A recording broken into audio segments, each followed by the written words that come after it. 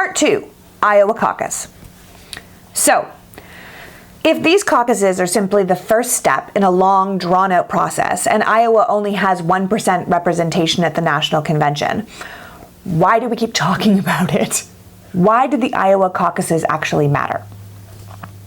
Well, technically they shouldn't matter. No more than any other state should matter, but we care because we've been made to care. It's basically a myth made real.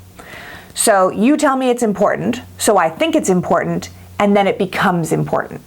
Back in 1972, some smart Iowa people made the choice to move their caucus date to January and supplant New Hampshire as the first primary vote in the country. There are lots of reasons why they might have done this, but the bottom line is at the time no one really noticed or cared.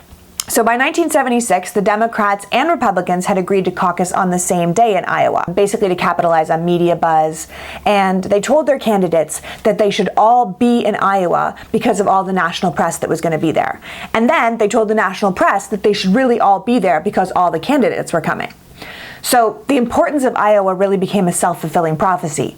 People said it was a big event, so people spent money and time there like it was a big event, and then the media covered it because people were spending so much money and time there, and then it actually became what they said it was. Since then, 1980s on, every single presidential nominee has won either Iowa or New Hampshire, and therefore this myth became the fact.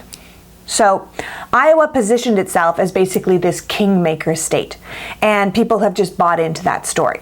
And it's the perception that Iowa is important that really makes Iowa important. It's also the first time people are actually voting for anything, because until now, all we've had is polls, and polls are notoriously wrong. Now we get to see whether these candidates can actually live up to their hype. They're going to be now judged on their performance and if it's met expectation. So if someone's been campaigning hard in Iowa and is expected to come first, but they come second or third, then they can be portrayed like a loser, even if they're not. So as the results come in, the media hypes it up. Winners are chosen, losers are named, candidates lose their support, funding dries up, voters in other states start acting like, oh, that's the way people want to be voting, I guess I should vote that way too.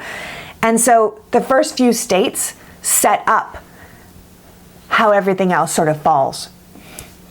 And that's what makes Iowa important.